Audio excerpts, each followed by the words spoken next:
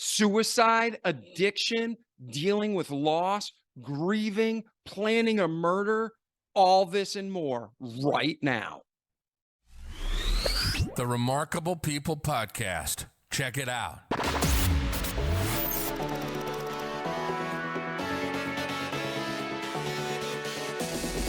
The Remarkable People Podcast. Listen, do, repeat. For life.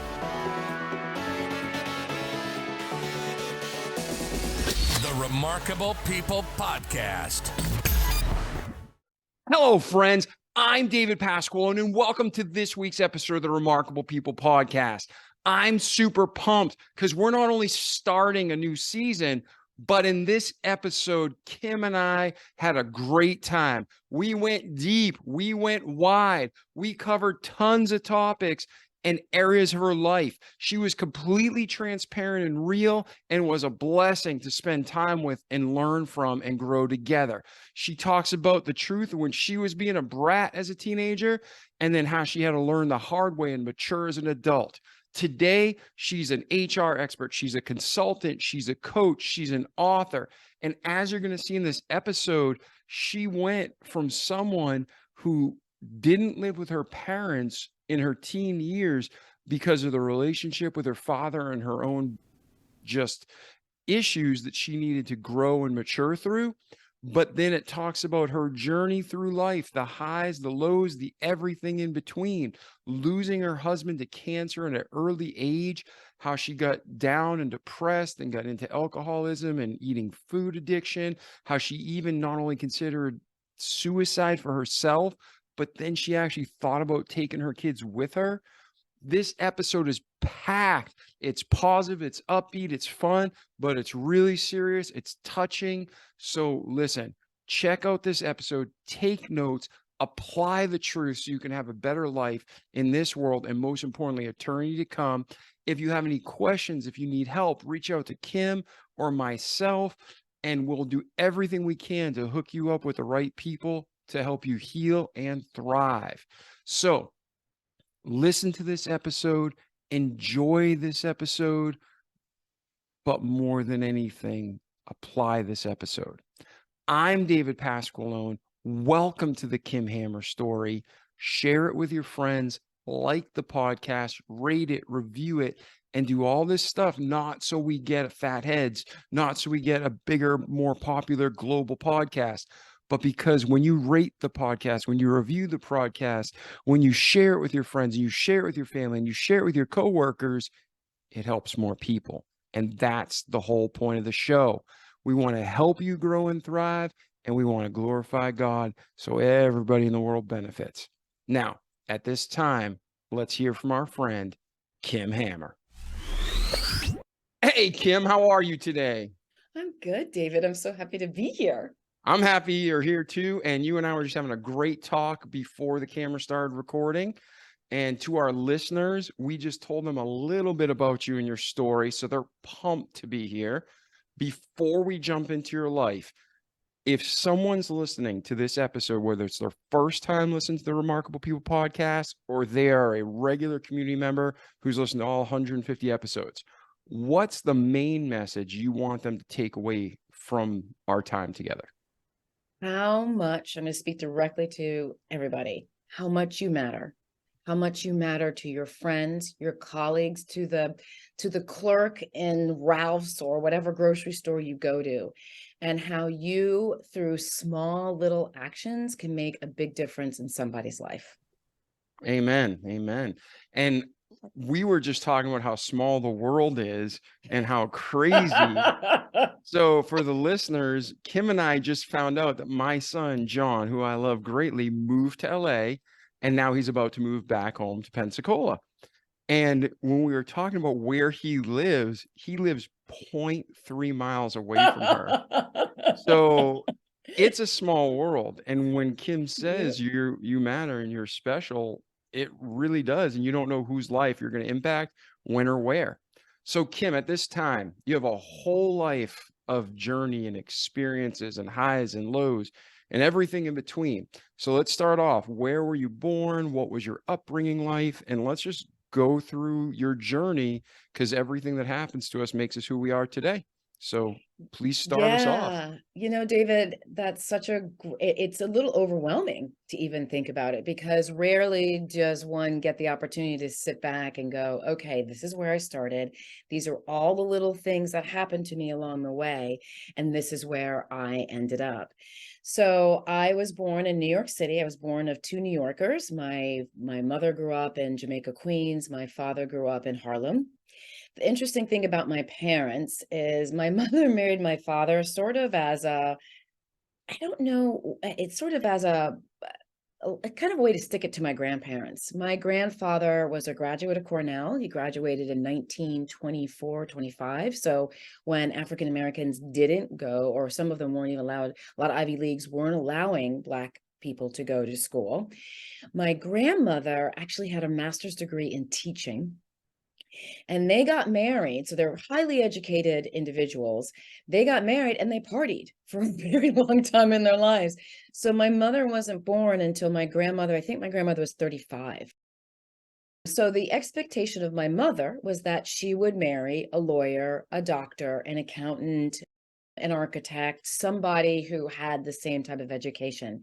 Instead, she marries my father, who is from Harlem, who grew up in pretty much a single parent household, and who doesn't even have a college education. I don't know that he went to college, but he was extremely smart, really, really smart, street smart and book smart. He was, off the charts. So my parents got married. They had me. I was born in Manhattan. And then they had my sister, and then again, another sister. So I have two younger sisters. And then they decided that they wanted to move to Connecticut.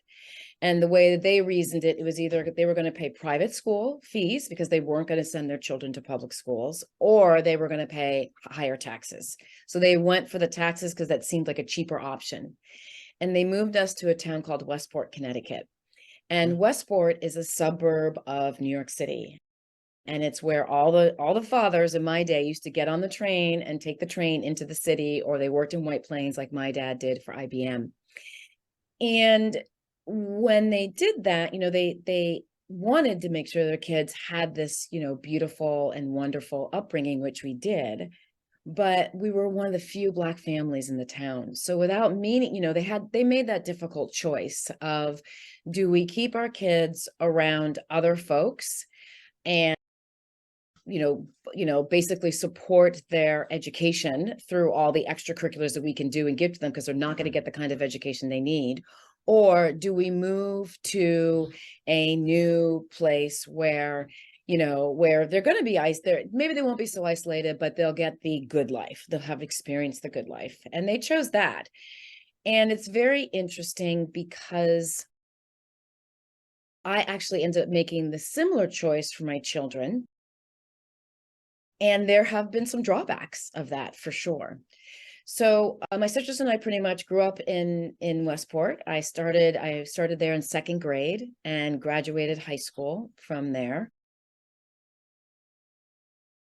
I think a couple defining moments for me in that town were, one, I remember not really thinking about money, not really knowing much about money. And then started in my junior high school years, I started going to friends' houses, and these people lived in big houses.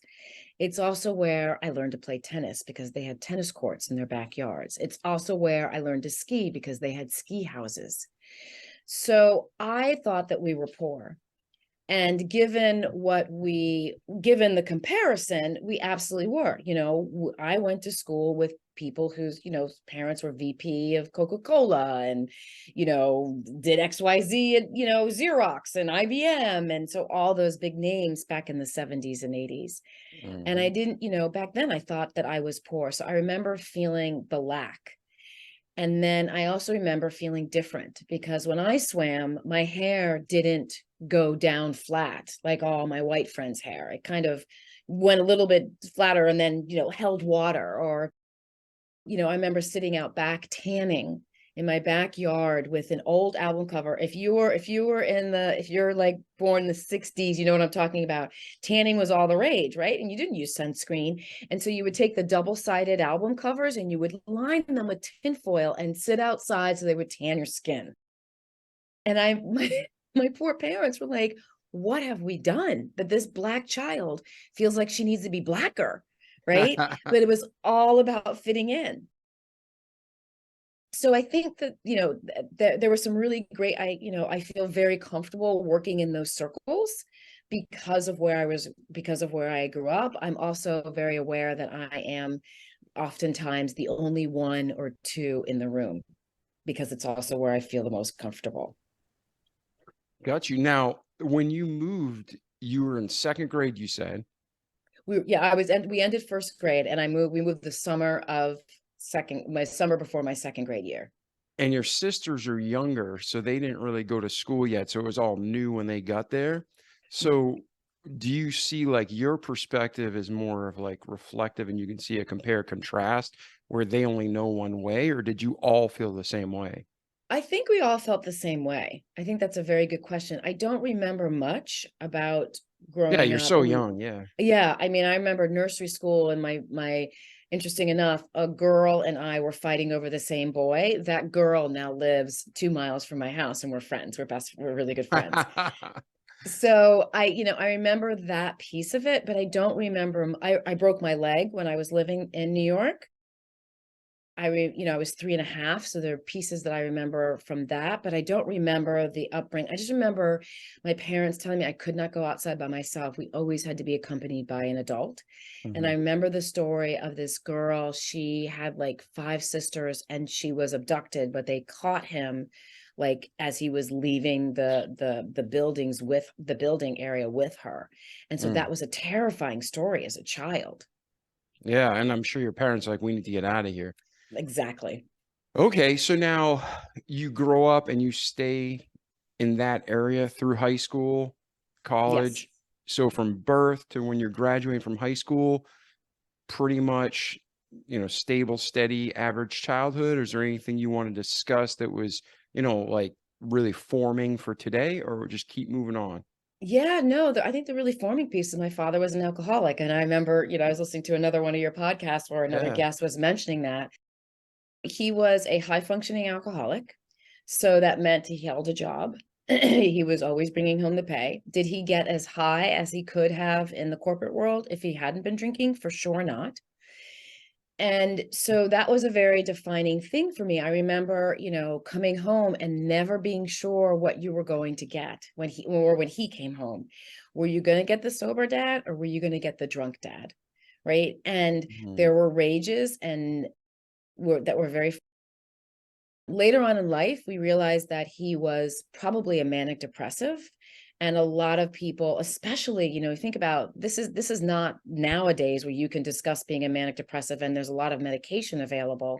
He was a manic depressive, undiagnosed. And so what a lot of people did at those times is they self-medicated, and alcohol was his self-medication. Yeah, there was a huge, even I'd say through the early 2000s, there was a real shame that went around attached to mental illness.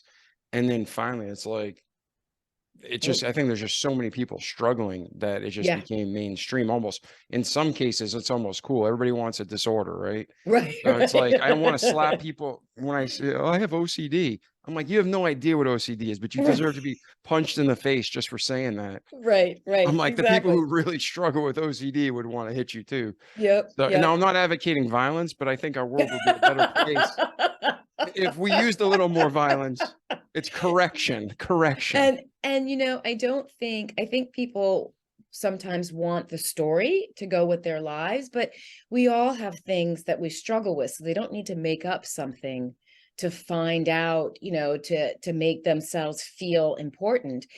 My story is not very unique or different than many other people's story, especially growing up, and it wasn't until I left college and would come back. And then I would find out that so-and-so's dad was, consistently punching holes in the walls. And that's why he didn't have people come over to his house, because there were holes in the walls that his dad punched, right? So you find out, I mean, the problem with alcoholism or any other type of drug addiction as a child is you feel it's only in your house, and you will do anything to cover it up because it feels like it's shameful. And it feels like it's your fault. As a child who doesn't have the lexicon, doesn't understand the adult world, it seems like it's your fault. It seems like there's a cause and effect. And it's not till you leave the house and start to share your story with others that you begin to see, oh, maybe it was a cause and effect, but I wasn't always the cause.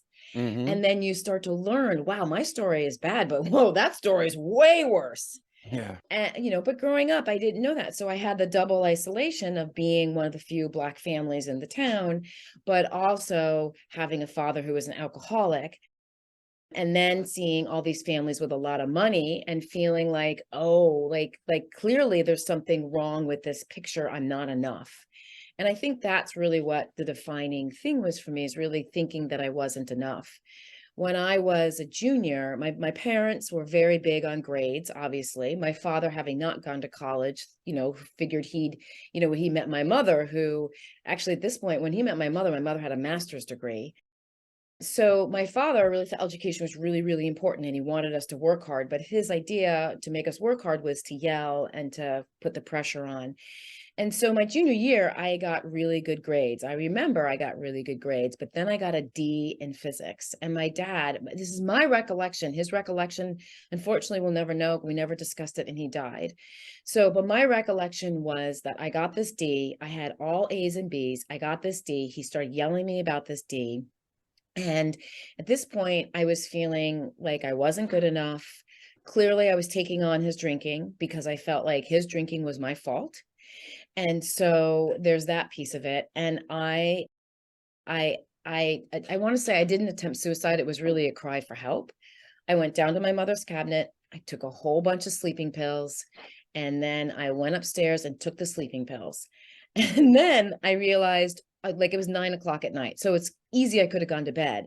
And it was at that point I was like, oh, wait. So like, you could die. And I was like, I don't think I really want to die. And so this is the type of town we lived in. We had 2 phones in the house because there was a kids line, a parents line, because the parents line was always being tied up because the kids were always on the phone. So we had a kids line. I called my friend. I told her what I did. She told her parents. Her parents called my parents on the parents line. And my parents came in, they called the ambulance. I remember them giving me charcoal to absorb the stuff in my body. I remember being in the hospital and feeling nurses' cold hands on me and being like, oh, it's so cold. Yeah. And then I remember waking up a day later. And, my mouth was all crusty because they had done a bunch. I don't know if they pumped my stomach, but they had given me a bunch of stuff to absorb all the stuff in my system. And that's when I got my parents' attention. It felt like that was the only way I could get it. So I think, in hindsight, well, I can't do hindsight, right? I can't do hindsight with all the experience and the information that I know now. I can't reflect on what I did then because I didn't have that information. But I am very glad that I was able to sort of cry for help, because it was that point that I realized, oh, this is not normal. Something is not normal in this family. And I was validated with that. And I needed that validation to continue to move forward. Yeah, and I think that's a good point to stop on, because we have listeners from all over the world, all different cultures, all different regions, all different income levels. But love is love. Everybody wants to feel loved, special, understood. And within your family, all children have a tendency, you're not born with the intellect to process and to discern and to separate, oh, mom's yelling at me or dad's punching holes in walls. They don't understand, oh, they must have had a bad day at work. Right. Everything for a child is black and white. They're mad, it's my fault. Yes. And it's not selfishness or narcissism. It's every one of us as a child. And then we grow and mature. So for you right now, Kim, talking to the children and the teens, maybe they even cut relationships with their parents because they didn't understand. Not that bad behavior is right in any way, but how many of us are out there and we feel like we're not good enough, or, my mom is this way because it's my fault, or my dad. It has nothing to do with you. So Right. speaking even to the adults listening, maybe a light bulb just went off. You speaking to them, what did you learn that you want to stop here and just drop that nugget of gold? Like, hey, this is how you need to think about it and deal with it. So this is going to sound harsh, but you're not that important. And what I mean by that is you cannot cause someone to get better. You cannot cause someone to get worse. And that was a hard lesson for me to learn, because I used to think it was all my fault, right? But my dad drank because he was dealing with his own set of demons. And if I had been the perfect child, or if I had been the completely off the rail child, I was somewhere closer to the completely off the rail child, right? I wasn't the cause of his drinking. And I think really understanding that is so important. The other thing I would say is there's life beyond what you're going through right now. I will tell the story quickly about my husband. My daughter was born at, I think it was 8:20 p.m. at night. She was born at home. And every night Did you guys plan that? Not that it matters, but yes, did you? Okay. yes, yeah, I we didn't know did. if it was like, whoops, this No, just happened too fast. exactly. Yeah, no, she was born, it was planned. Okay. So every night at around 8 p.m. for years, she would lose her, can I swear? Yeah. Just Okay. mark it explicit. Okay, she would lose her shit. She would just scream, and sometimes she'd calm down in 20 minutes. Sometimes it would take her an hour. We were living in Vegas at the time, and my husband would put the baby Bjorn on. He had this big old LL Bean coat with the toggles, and he'd put his big old LL Bean coat on with the toggles, and he'd set out for a walk around the neighborhood with her, and she'd be screaming her head off, and he would just walk until she quieted down. And I would try it every now and then. And he would say, and I would be like, oh my God, I'm going to leave you on the side of the road. Like, I'm going to leave you right here. And I finally asked him, I said, how do you not leave her at the side of the road? Like, how do you just not do that? And he said, you just need to know that you can outlast her. And that saying became so powerful in my life. I heard him say the same thing to his youngest sister. And she was in the last legs of her PhD, and she was like tired and exhausted and wanted to quit. And he said, you just need to know that you can outlast it. And so that's what I tell people, as a teenager, you just need to know that you can outlast it, and you can. That the thing you're going through right now will not last forever. It's impossible for those emotions to continue for that long a period of time. It gets better. And so that's the message that I would give. And I think that's excellent, spot on advice. They talk about suicide as a permanent solution for a temporary problem. Yeah. It's totally not the right decision. And then I think that's excellent advice. Just knowing you can make it. And that's the truth from God. Don't listen to the lie of the devil. Yeah. Yeah. And just, find that pinhole of light and follow it, because there is a pinhole of light there. You just got to get up and look for it and follow it. Yeah, no doubt at all. I agree. Man, I have so many thoughts popping off. So we're going to continue with your story. But when you were talking about your husband and you, and how your daughter every day at like 8 o'clock, she'd go off and start crying, and you made the joke, like, how do you take it? There's people out there, and I remember myself as like a teenager, even a young adult. How could you ever shake a baby? What kind of sick person are you? Right. Right. And then they became a parent. And then you become a parent. So even the kindest, most loving human on the planet, when you have a child, now again, there's 0% okay to shake a baby. Right. But this insanity that a crying baby for days and days and days can drive a human to, it's bad. So if Yeah. if you're listening to this and you have a child, grandchild, a neighbor's dog, like walk Yep. away. Like, Yes. don't get to the point of violence. I remember one time my kid was screaming for the whole time my wife was grocery shopping, like 3 hours. Oh, As soon as she came home, I handed her my daughter. yep. I'm going in the garage. And Yeah. I beat my heavy bag till it broke, like it came off the Yeah. support system. Wow. Yeah. So, but it didn't hit my daughter, Yep. right? Yep. So if you're listening, you're not a freak or evil if you have these emotions. Just don't ever pursue them. Put the baby Exactly. down, make sure it's safe, walk away. And as Yep. Kim could attest, she's a great human. She's not a bad person. And if you've never had kids, don't judge her, me, or anybody else, because those little kids can drive you bonkers. There is a reason their cry like literally raises the hair on every single adult. Like, and I'm sure you have this now. When you hear a baby cry in the grocery store, I'm like, where's that baby? I will help Yeah. that baby. I will do something with that baby, right? That cry is evolutionary on point because it gets into your brain. It can drive you crazy. Yes. Yeah, yeah. I mean, as a man, I think we all have uniquities. We're all made Yes. differently, but there's foundational elements of human Yes. nature and then men versus women. Yes. And as a man, when I hear a baby cry, I'm like, "Argh." I'm like, I don't have that same motherly instinct Right. to Right. comfort Right. it. I'm just like, shh. Like yesterday, I had dogs barking next door. I didn't think, oh, what's the dog going through? I thought, is somebody breaking in? Nope. All right, shut my door. Just a stupid dog. But if somebody was breaking in, I go down with a baseball bat and beat him like a Right. piñata. So I'm glad you are a good human and you're motherly, but I just walk away from the grocery store when that happens.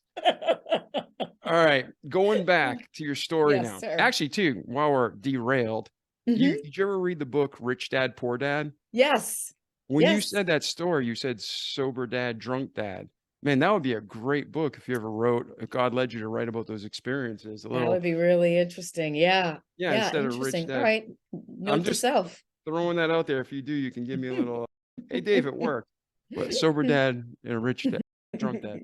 All right, but go on. So now you have an attempt at suicide. You're about how old at this point? I am 16. So you're And 16. So that's right when you've lost your brain as a teenage girl to begin with. All exactly. humans have. Exactly. Hormones are running wild and Right, everything else. hating your So dad because girls at that point hate their dad. yeah, and I don't, I think, to be really honest, I think that you're coming into your sexuality and there's this, oh, wait, there's a man in the house, but wait, he's my dad, but wait, there's like all that confusion. So hating my father was way easier and I didn't have the tools to deal with Yeah. that sexuality and what that meant to, and he didn't have the tools to deal with it either. He's got 3 girls in his house, plus a wife. I'm guessing he Um, lost his hair, right? He's bald. Or no, he I wasn't. just- He never went bald. Yeah. Yeah. that's awesome. That's awesome. Yeah.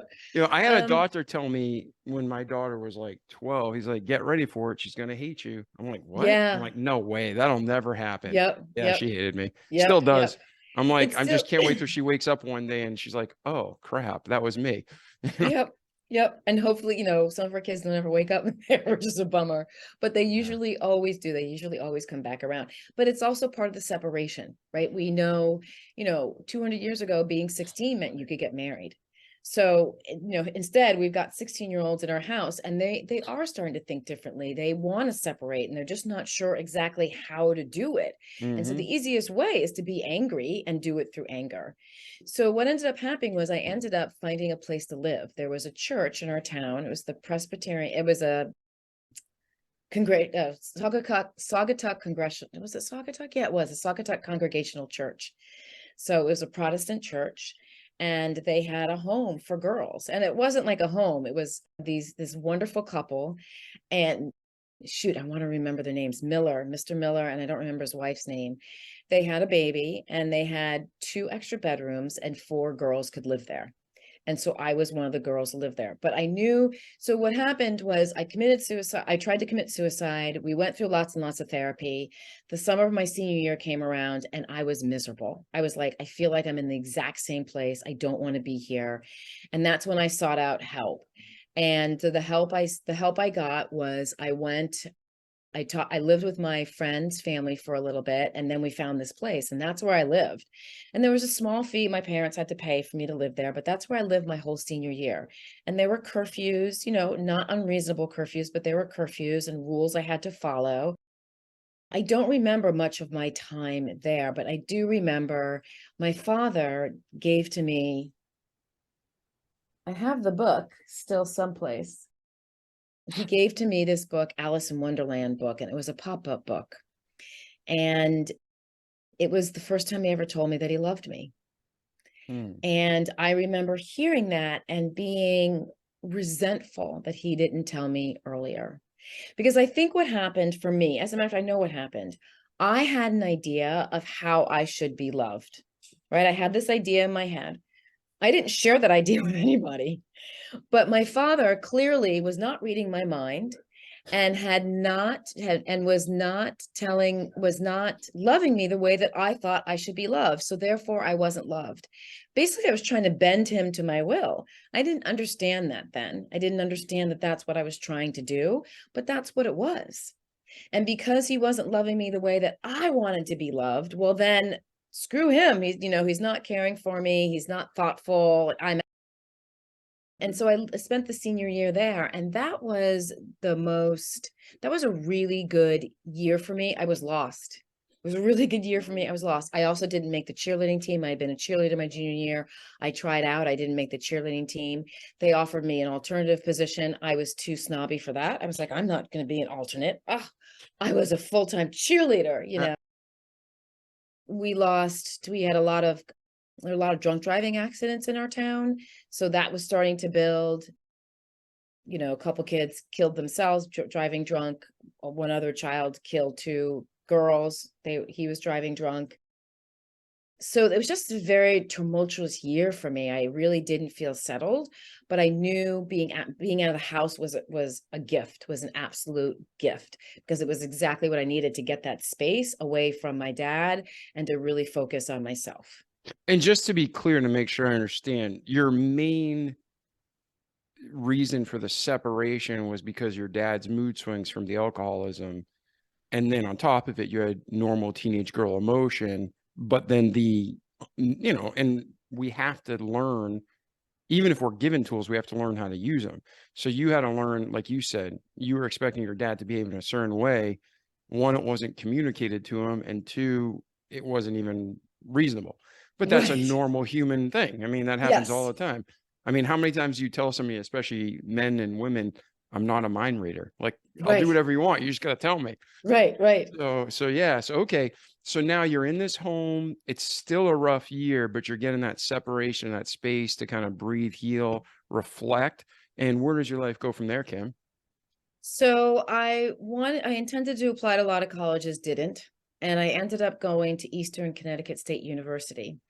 And I felt shame about that. So I was always so surprised that people did really well on SATs. I've never been a great test taker, but while I was out hanging out with my friends and partying, they were actually doing schoolwork. Like I wasn't, I was just going from friend to friend to friend. They were actually doing schoolwork. So they were getting into Cornell and Syracuse and Tufts and all these top tier schools, which a lot of us, we all admit we wouldn't be able to get into today. But so they were getting into these schools, and I was like, what do you mean? Like, one of my best friends, she got to Syracuse. I'm like, how did you get to Syracuse? You're with me a lot of the time. She's like, I was getting my work done. I took tests. I practiced the SATs. And so I know my parents wanted me to do those things, but I was very stubborn. And I was like, I'm fine. I don't need your help. That's the way I went about it. And then when it came time to applying, I didn't really apply anywhere. And so I only got into Eastern Connecticut. I started the second semester. And that was eye-opening because it was a state school. It was a school. I had 3 roommates, all of whom worked to get their tuition for school. My parents paid for my tuition. It was assumed that my parents would pay for my tuition because my grandfather paid for my mother. So it was just assumed that would happen. I remember going to English class, and the teacher going over how to write a proper paper. And I thought, oh my gosh, like my junior year in high school, we had to write a research paper. It was a junior year research paper. It was like 20 pages long. You had to have a thesis. You had to outline it. You had to figure out how you're going to prove your points. So I remember thinking, this is the real world. Like the world I was in was fake. This is the real world where students don't know how to put together a 2-page paper. They don't know about, full sentences. They don't know about punctuation. So that was a really good eye opener for me to really understand that. And I worked my butt off so that I could go to school. I chose to go to school in Boston. So Good I choice. was I'm from Milford, Mass. there you go. Of course, you think it's a good choice. So Boston has more colleges and universities than anywhere in the world. yes, They exactly. literally have more schools than anywhere in the world. Exactly. Pound for pound. Yeah. It's a fascinating place to go to school because of that. So my going to school there really, I went to Emerson College, and I decided I don't know if I remember I got into BU, but they wanted me to do the post-secondary program, and I didn't want to do it. So I decided I was going to go to Emerson College, where I got a degree where I worked and got a degree in speech pathology. And even that didn't come easy because I had one class left and I didn't finish that class till 1994. I was supposed to graduate in 1986. Later on in life, I realized that's a plus because people think I'm younger than I am. But well, you have the blessing of youth. You have a I youthful do. face. I can't see the rest, but I'm saying you look young. So if you were graduating 10 years later, they probably couldn't tell. No, but by grace, for sure. I'm sorry. My son is trying to signal to me whether or not I want more ice in my ice machine, and I'm telling Oh, him that's I'm super good sweet. right You can now. tell the Yes, audience we why see. he asked that. That's great. Yeah, so y'all, I just had a total knee replacement surgery, and it'll be I think I'm on day 17 days ago. And so I'm very fortunate enough. My oldest son is a nurse, and he flew in to take care of me. So he's here from Amherst, Massachusetts. And my youngest son is a junior, and he's here just for a quick Christmas break. So I've got my 2 boys and my daughter here, but my sons are doing an incredible job of, it's really sweet. They're really taking good care of me. It's really, really sweet. That's awesome. That's why they wanted to know, do you want more ice in your ice machine? I'm good, thank you. All right. Well, we're having a squirrel session Right. because of me, but thank you for your patience. So, all right. So now you are seeing that, whoa, I'm just expecting a free ride. I have an entitled attitude, and Oh, these girls are I working didn't, their butt off. right. I didn't quite see the whole thing. I didn't think I was entitled. I just thought, oh, so sad that your parents can't pay for this. Seeing the entitlement really didn't happen until I got much older. Hmm. You Did you at least acknowledge, like, at any point did you acknowledge, like, wow, I should be grateful, or it wasn't till later? It was just like, you suck. Good No, luck. I did acknowledge that I feel very fortunate about where I grew up. I didn't Yeah. realize what my town offered me until I got to college, and the education that I got, which was, I mean, I had 500 kids in my graduating class, a huge school, but man, they really educated us well. Yeah. Yeah. And I still bow to them and honor them with what I had incredible teachers. I had teachers who really cared about me, who were holding that space of potential for me where I couldn't see it. So I think that was very important. But so that's what I understood about my time there. I didn't feel like I didn't understand my entitlement until I got much older. Yeah. Well, it's good. It's good that you acknowledged it and your roommates didn't kill you, right? Yes, exactly. All right. So if you don't know what I'm talking about, just skip that comment completely. All right. So where did your life go from there, Kim? So you're in So college, you're seeing, I I got a head start. Where do you go? So I move over to Emerson. I'm loving a creative writing class I'm taking. I'm not so big on the classes that I'm taking for speech pathology, but the way I look at it is it's too late for me to switch. Of course, now I'm thinking, oh, Boston University would be a great place for me to go, but I don't really want to switch. I don't want to go through the hassle. I don't know that my parents can afford it. I don't know how much aid I'm going to get. I make up all these stories. So I stay where I'm at. And I then find where, oh, I know. I went to a party, a Harvard party, because that's what you do when you live in Boston. And I met this incredible girl. Her name was Francie Randolph. And Francie was taking a bike trip with teenagers on the Cape. And I thought to myself, well, that sounds like fun. So I called the company and they had already made their decisions. I met Francie probably in April or May. So they had already made the decisions. They had their leaders. They didn't need any more help, but they said, apply next year. So I applied the following year, and I don't know what, I mean, I went to Girl Scout camp when I was younger and I loved being in the outdoors. No, I'm the child of two New Yorkers who they think outdoors is like the small patch of grass, right? I fall in love with being outdoors. I love the smell. I love the smell of hiking trails. I love, we had troughs we used to brush our teeth in. We have to just clean the latrine. I loved all those things, but I didn't make that connection that I could actually make money doing those things. So I apply for this job. I get the job.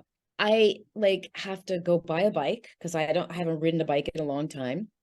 I have to take a first aid course. And then I think y'all are crazy. You're putting me in charge of 15, 13, and 14-year-olds with another leader. Okay. But I have the best time. I really enjoyed myself. We did the Cape and Nantucket and Martha's Vineyard, which are all part of that elbow. You know the area, they're all part of that elbow. We end in Truro, which not Truro, we end in Provincetown, which is the very tip of the elbow. And then we took a ferry over to Boston, and that's where the trip ended. And I was like, I got to do this again. So the next year I went back and worked for a different company, and we did a trip. What did we do? I did a trip in Europe. I rode my bike with 12, 14-year-olds from Amsterdam to Paris. Wow. Incredible trip again. Loved it. It was fantastic. Wasn't really good, nice. Wasn't really great at with the kids. I mean, I think the problem was I was probably mentally their age.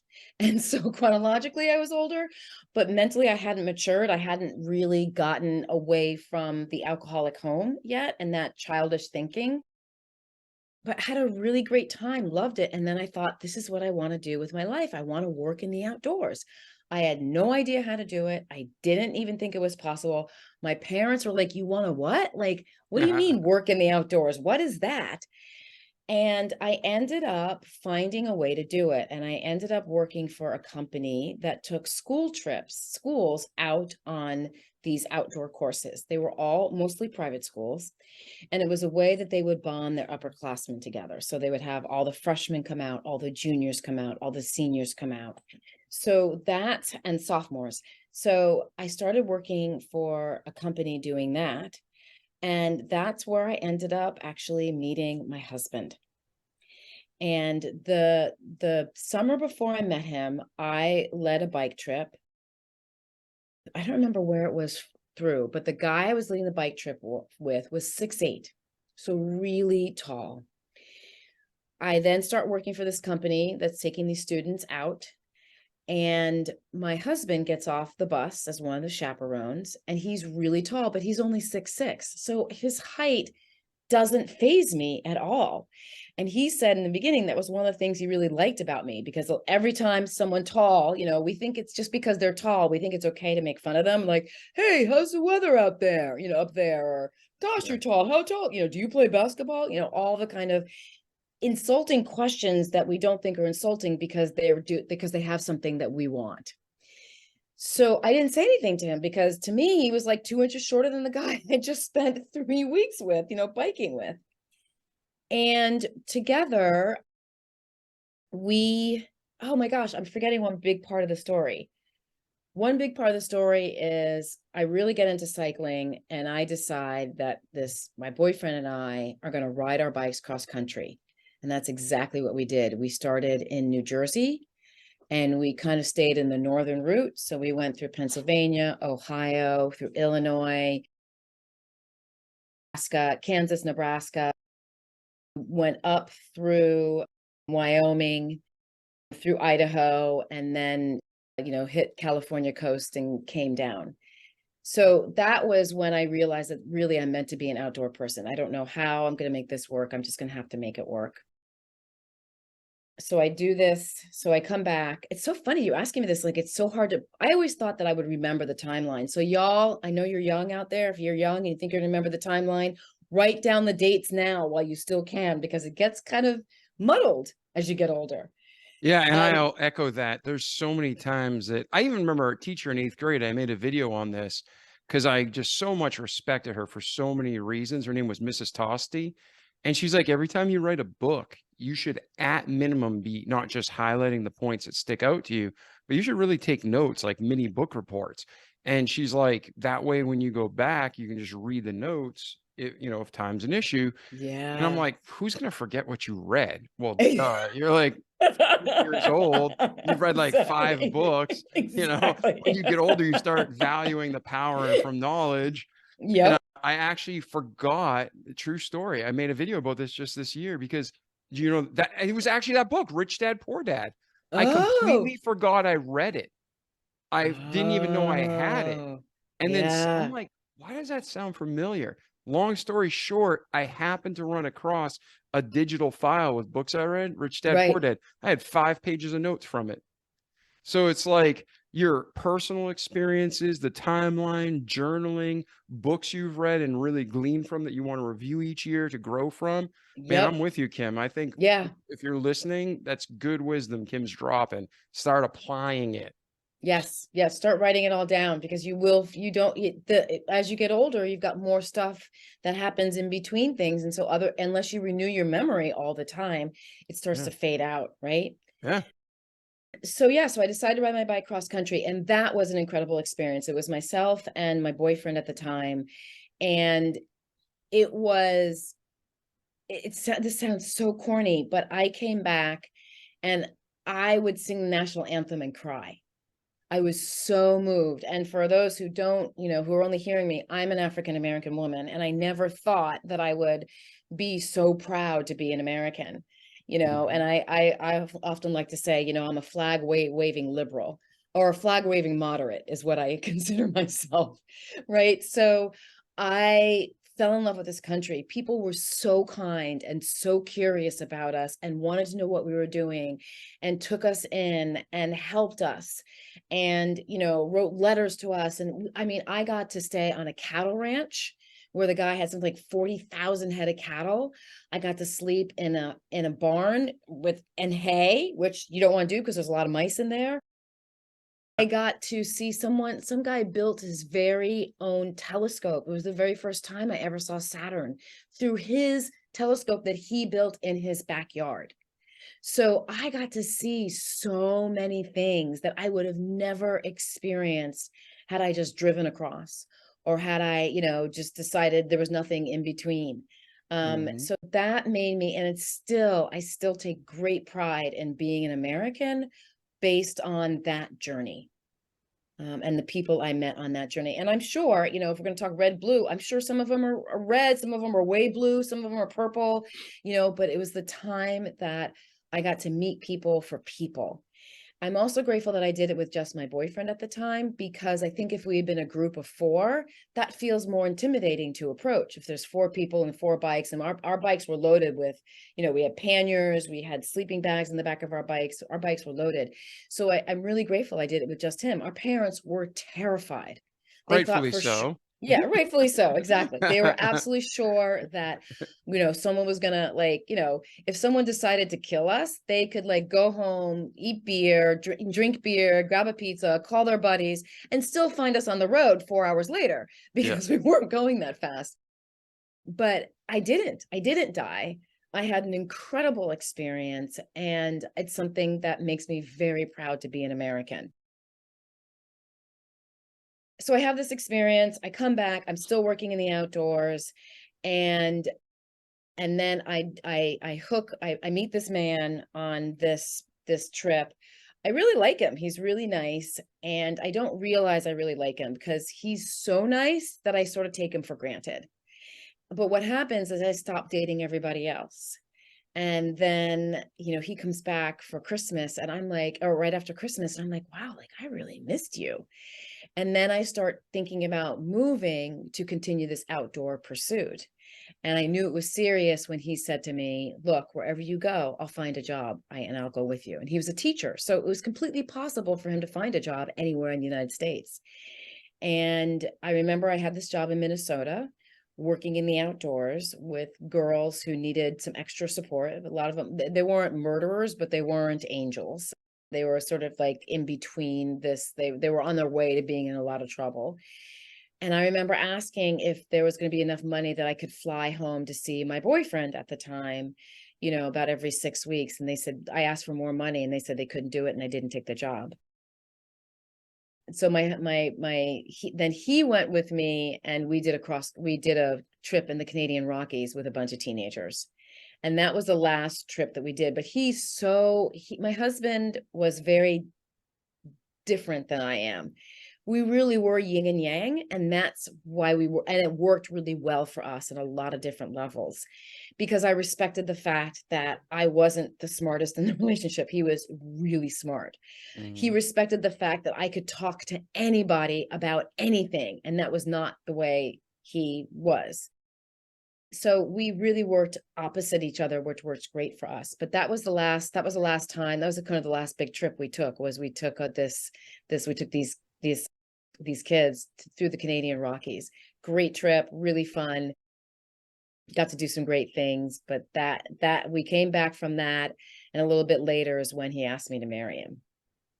Beautiful, beautiful. And then at that point, were you already starting to now your view of the world of yourselves changing? Were you reconnecting with your father, or were you still at odds there? So interesting enough, I stopped talking to my dad, and I mentioned I had to cut off my mother. I was very insulted that my mother wouldn't side with me, not understanding the dynamics of marriage at all. And so now I think she did the right thing to not side with me. I still think we could have had a little bit of a relationship, but my mother didn't side with me, even though I don't know if she thought I was right or wrong, whatever. I wasn't talking to my parents. My parents found out that I was engaged from my sister's friend, who came over the house one day and said, oh my God, congratulations. I heard about Kim. And they were like, what did you hear? And she got engaged. So I still regret that, because I can imagine how painful that was to them to hear this from them. So I stopped talking to my dad. And then I realized I needed to reconcile. Like, there wasn't any point in my trying to get him to do things that he wasn't willing to do. And then it wasn't about me. Right. It wasn't about his, oftentimes people will say if they loved you enough, they'd stop. And that is the biggest bunch of bull that is out there. Yeah. They have to love themselves enough. They have to decide that they're sick and tired of themselves to get help. It doesn't matter, their love for you has nothing to do with their sobriety or their willingness to take away the drug or whatever it is that they're doing that's not great for them. And that was a really hard lesson. That's when I started to realize I wasn't the center of the universe, right? I wasn't the cause and effect of my father's drinking. And that was when I took that to heart and realized, to a degree, I realized this, and I didn't realize it until much later. My dad was doing the best he could. He really was. He was doing the best he could with the tools that he had, with the upbringing that he had. And honestly, it was pretty damn good. He provided a lifestyle for my sisters and I that most people don't have access to. And so he did a really good job. And really coming to terms with that was a great thing, because he was involved. I did do my first dance with my father. Oh, So it did, and we did swing dancing. He like flipped me up on one side and flipped me up on the other side. We had a great time. So I'm really grateful that I got to a place where I got to see, my dad tried. He really, really tried. And that's what I need to look at, not all the times that he failed. yeah, I think that's good advice, and it hits home. Again, you're not making excuses for your father, but you're being real about his life and your life. you have the blessing to be tied together by God, but then you can't be trying to control the other person. There's a fine line. He has the responsibility to guide you, and when you're little, to control you, but as an adult, you just love each other and trying to help each other grow. So I think that's Exactly. great advice once again, Kim. All right, so now you're getting married, the relationship with your dad's restoring, obviously the relationship with your mom's restoring too. Where does your life go from there to today? Well, I had 3 kids, my husband died, and then I'm running this business. There, you got it. Okay, well, Oh. that's for the Done. speed listener. You just got the So audiobook on speed 25,000. exactly. All right. So my husband is a teacher in private school. He wants to move up, and the way you do that is you take administrative positions. We started out living in Connecticut, where I had my first child. He decides that he's going to take a job in Las Vegas. And this is the funny thing. My sister calls me, one of my middle sister calls me and said, so I was telling her, she's, yeah, Art, got this job in Las Vegas. And she said, oh, and you're going? And I said, yes. And she said, do Dad and Marcy's my grandmother, do Dad and Marcy know that you're moving? I said, yes. And she goes, and they're going to allow you to take Langston, who is my youngest son. So Langston was my oldest son. So Langston was the firstborn. My father always wanted a boy. He got a grandson. My grandmother was in love with this child. And the idea that I would up and move, 2,000, almost 3,000 miles away was like, my sister was right. Like, we were going to have to leave under the cover of night to get away. So we moved to Las Vegas, and it was a really interesting experience. I didn't know anything about Las Vegas. I didn't know that there was a life outside the Strip. I didn't know that Oh, you it's a could whole actually, city. Yeah. it's a whole city. And that is where we started to build our very first community. We lived in this kind of starter neighborhood. I was paying we bought a house and we were paying $932 a month for mortgage. And I remember going into work sobbing hysterically after we bought the house. Like, I don't know if we can afford this.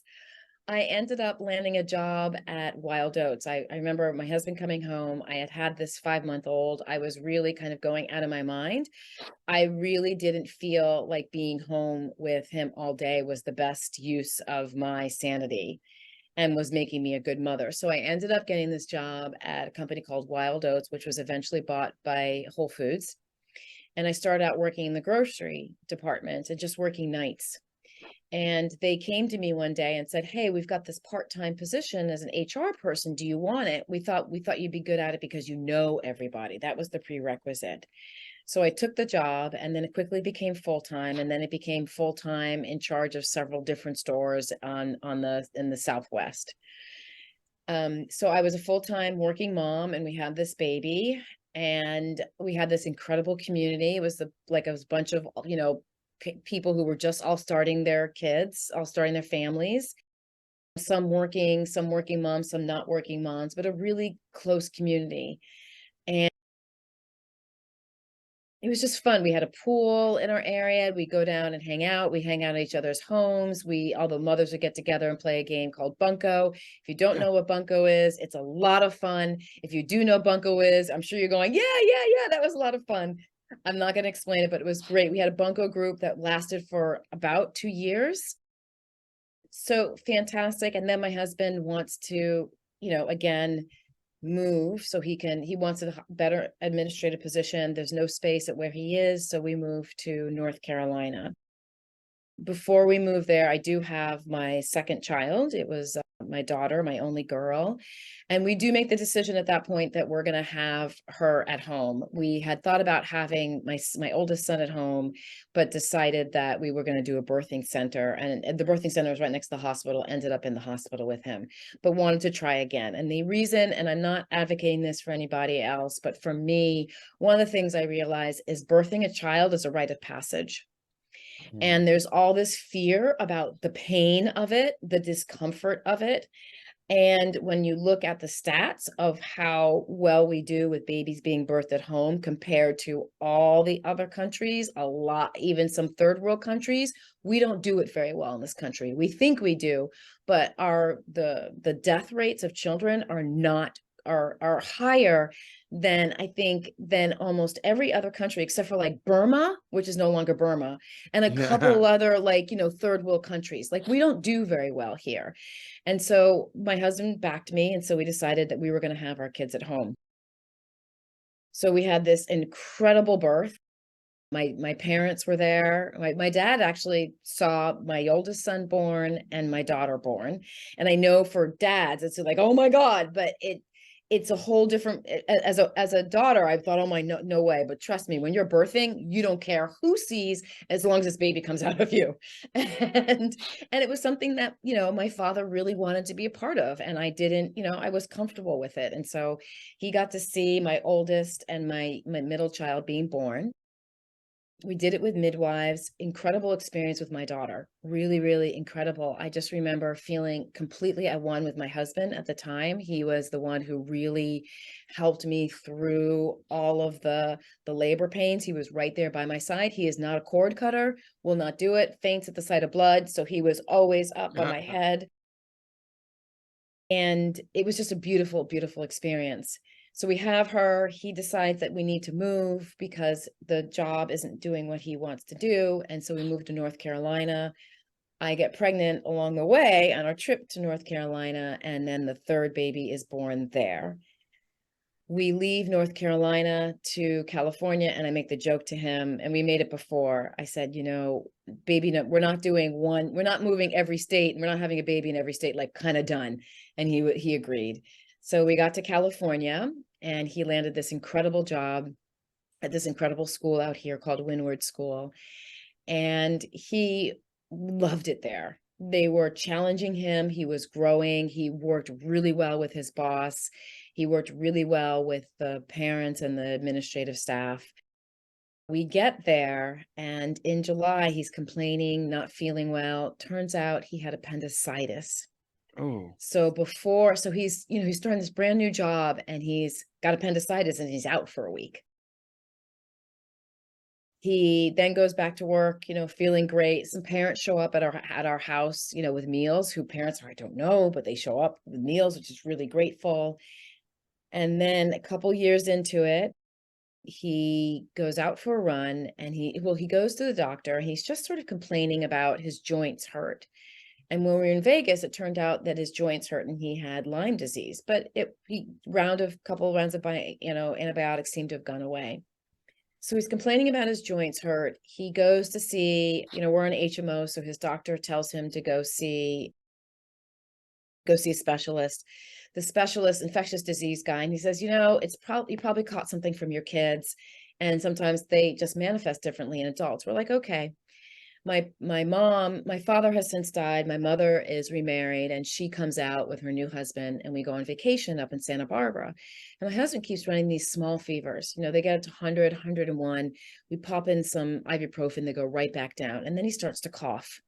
And it's just kind of this nagging cough. Give him some Delphin cough syrup, seems to go away. He comes back from vacation. He goes out for a 6-mile run, and he comes back, and he in 2 miles. And I'm like, either you're getting really fast or something else. He's like, I just don't feel like I can breathe. So I do what every good wife does. And I say, here, take some of my asthma medicine, right? So he takes the asthma medicine, and he starts to feel a little better, but then it just gets worse and worse. So we decide to go back to the doctor, and something in both of us, I offer to come with him before he says, oh my God, I was going to ask you to come with me. We know something's wrong. We just don't know what it is. And we both felt it. So we go to the doctor. The doctor says, have you had any x-rays? And we say, well, our other doctor said to get x-rays. We just haven't gotten around to it yet because we don't want to tax the system. We just feel like maybe it's not necessary. We don't want to make a big deal of this. And that's definitely from our puritanical upbringing. He comes from Maine stock, where you keep doing what you're doing. Like if you can't chop with your right arm because your right arm's chopped off, you figure out a way to chop with your left arm. Like it's that kind of toughness. And my parents come from a long line of they're not sick people. They just don't get sick.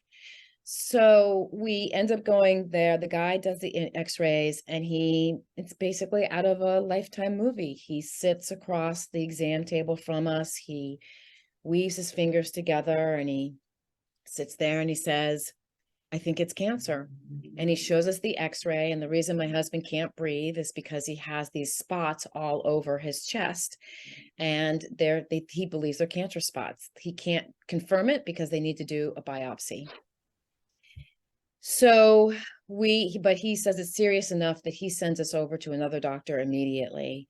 That doctor doesn't think it's as serious, but on Monday, my husband's really struggling for breath. And through our connections through this school, we land an appointment with the doctor who is really good at treating the kind of cancer my husband ended up having.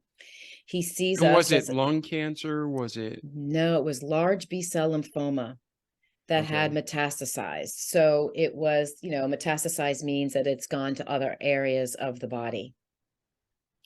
So we see this doctor and he sets the alarm bells off. My husband's sitting in the chair and they do an oxygen saturation level, the thing that stick on your finger to test how much. So they did his, and his was at, I can't believe this is right. And I say it all the time, but I have the medical records. His was at 86%. Yours and mine on a normal day is at 99, 198. Yeah. Someone who's having a little bit of trouble breathing, it's at 94, 92. So 86 was bad. And he says, you need to call that doctor back, because he wasn't our doctor yet, so he couldn't place the orders. He said, you need to call that doctor back. You need to get an oxygen mask right now. Like, this is serious. And so again, we call the doctor, our regular doctor back. This doctor doesn't think it's that serious. It's like, we'll see you in the office on Wednesday. And I'm like, I don't know that he's going to make it to Wednesday. So we end up kind of finagling with the insurance company. I don't care how much it's going to cost him. We get another doctor. The doctor immediately puts him on oxygen and then calls this other doctor back and says, this is serious. You need to operate on him this week. Like, you can't do this, John. So through another doctor, he hears this is bad. And then he has surgery. We start chemo that Sunday. It was so bad that it was trying to kill him. He would have been dead in a couple of weeks. And this is where my story starts, really, about what I do and why I do it. So we were part of an incredible community. And I think that people don't know how much the community can support them until they share what's happening in their lives. And people started offering all sorts of help. People started saying things a lot. If you need anything, let me know. And that's actually the least helpful thing you can say. And I'll share why in a little bit. But people helped. Our kids were in schools where the parents like, oh my gosh, what can we do? And my husband was teaching, was an administrator at a school where the parents and the teachers were like, what can we do? And we had made friends from across the country and all the different places we had lived. And everyone was like, okay, what can we do? And that was, there's no and. I was really grateful for that. I didn't realize how much that community would matter until we moved further down his journey. So he has cancer and people are coming in from all over the country to help us. People are driving my husband back and forth to the cancer treatment center. They're driving my kids to school. They're paying for the housekeeper. They're coming in and, getting lights fixed. There was a light in my kid's bedroom that needed to be fixed. And, they paid for the electrician to come in and fix it. They're bringing meals. It's incredible. I've never felt so much love. My husband manages to beat the cancer, or I like to say disentangles himself from the cancer, because it's an entanglement that involves more than just the family or the person with cancer. It involves the whole community. And we start to rebuild our lives. And at that point, it was really difficult. My husband was the firm parenter in our relationship. I was the one who was like, oh, it's no big deal. And he was like, no, it is a big deal. He was the one who kind of kept the kids in line. And so when he got sick, he sort of relinquished that role to me. And I didn't do such a great job of that. I was like, you know what? I'm too tired to make you guys go to bed. You guys just need to go to bed whenever you're tired. Like, that was my parenting style. And that's what I meant by the yin and yang. We really worked well together. I saw that his parenting style was really good for the kids. And so I tried my best to do it. But after this, an illness like this brings out the best in your marriage and the worst in your marriage.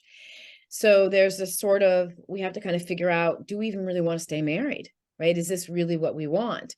He's dealing with the shame of, he was very much the man and the masculine role model in our house, and he has to deal and grapple with the shame of having to take care of him, and what it meant to accept help, what it meant to have people see him in his weakest state. So he's kind of dealing with that piece of it. I'm dealing with, oh, like, pissed. How dare you get sick on my watch? Like, not okay. How dare you almost die? Like, dealing with all those emotions that are there, dealing with, that one thing that I really didn't like about you. Well, that got amplified during your cancer treatment. And now I really hate that thing about you. And he's thinking the same thing about me. So just trying to navigate what that means. We both were expecting that, oh my gosh, we're cancer free, we're going to have a new take on life. And that's not what happened with us. And I have yet to meet a person with cancer where they're like, yes, I've got a new take on life immediately. It comes slowly afterwards. So we're putting our lives back together. We decide that we do want to remain married. We start to kind of be excited about what's ahead of us. He's back at school. The school's done amazing things to help him get through. One of them is which they covered his salary while he was sick. So they paid him his full salary. We ended up giving them our state disability checks, but they were still out 45% of his pay, and they covered that throughout the year. So, he does his first triathlon. He's always wanted to do I was the person who did triathlons. He was the runner. He was actually the cyclist, then a runner. So he did his first triathlon, really excited about it. And then the cancer comes back. He just starts to not feel well around November. In the meantime, my mother is selling my childhood home. She has met this man. She has decided she's going to marry him and move in with him. And the reason that this is so big is the home is big enough for us all to stay there. And they have an apartment below. This is before Airbnb took place. But my dad had outfitted this apartment below. So it was a 1-bedroom apartment, full-on apartment.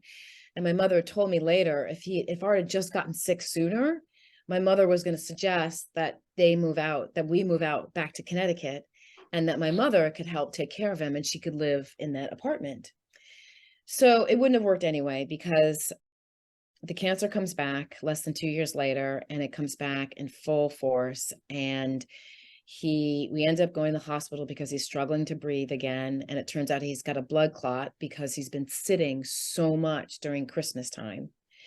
And when they find the blood clot, they see again this picture, and they're not sure whether it's old cancer, because sometimes the cancer just dies. It doesn't necessarily leave your body, or new cancer. So they do another biopsy, and it's new cancer. And they do found old cancer, but it's new cancer. And then less than 4 months later, he died. He's just tired. He just doesn't have it in him to fight, to do that entanglement again. This time I guess is no one, just kind of grabs him by the throat. So I end up a widow. He's 44 when he dies. Our kids are 12, 9, and 7. And that is where everything falls apart. I mean, as I'm sure everyone can imagine, it's just horrific. It's not what you expect.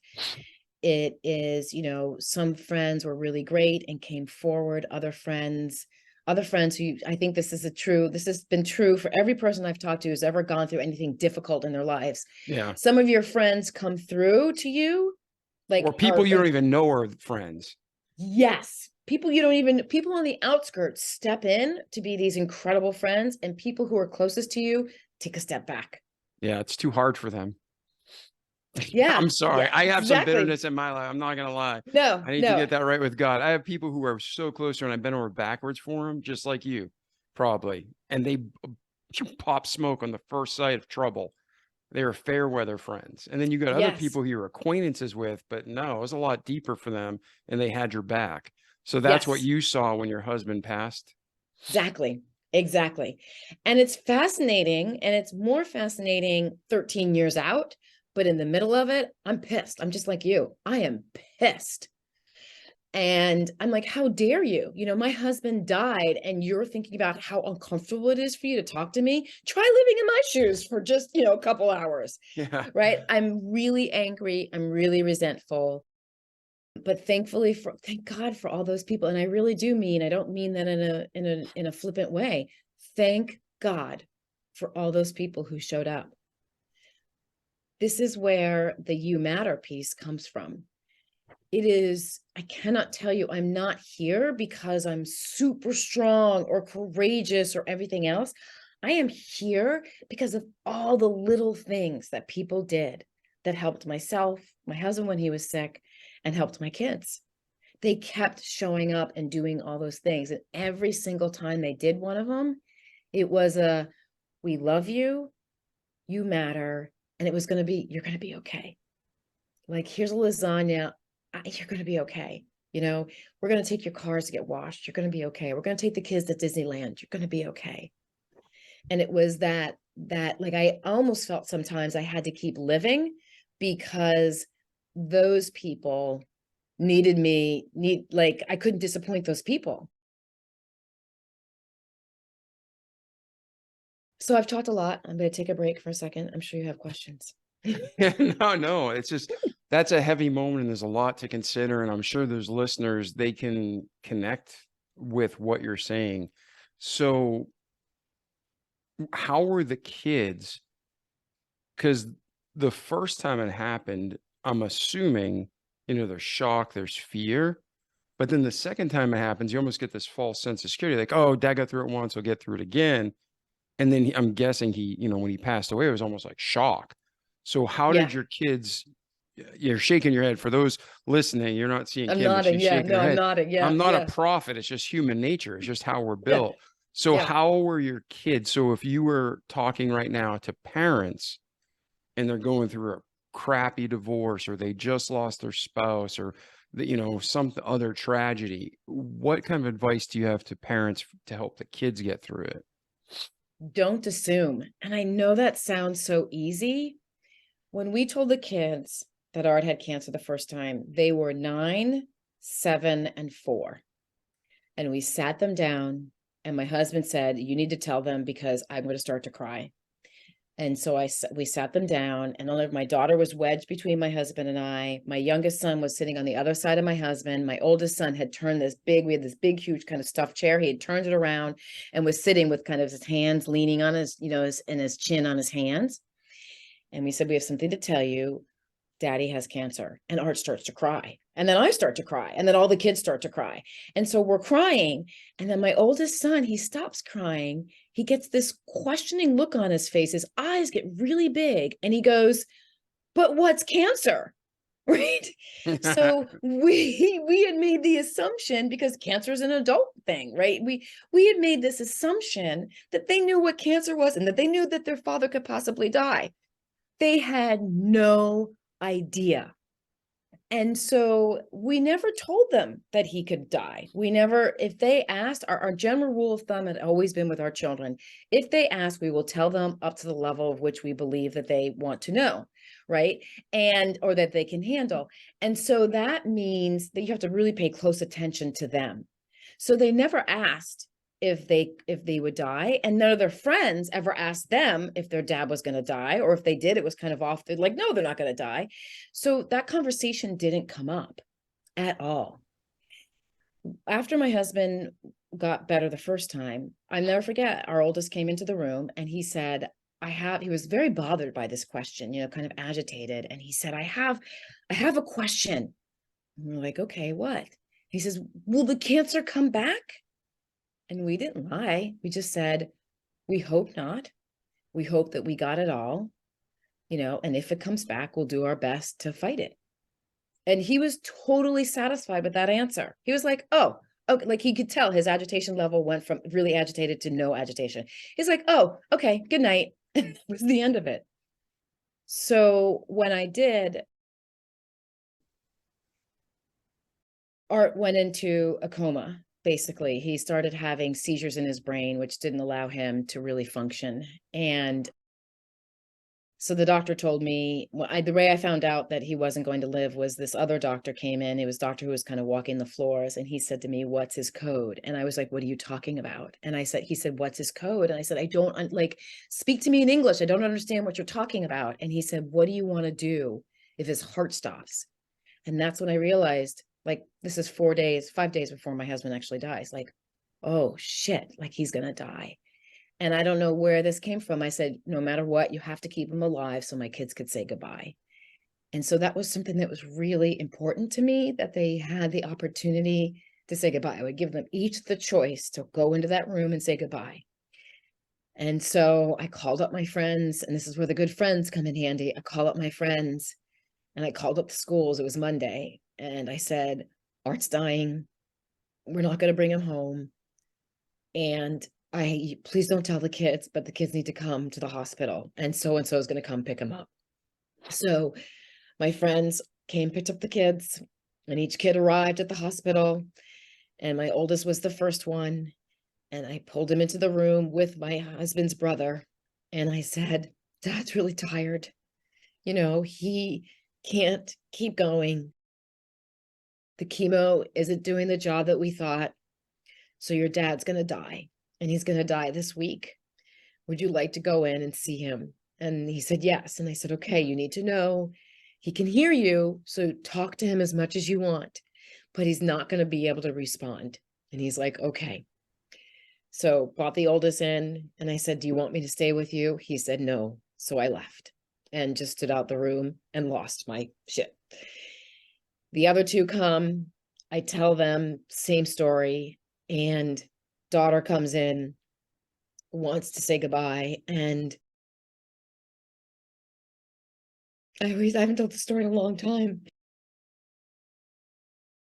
The sound of a child calling for a parent that, you know, she knows is not going to be able to respond is heart-wrenching.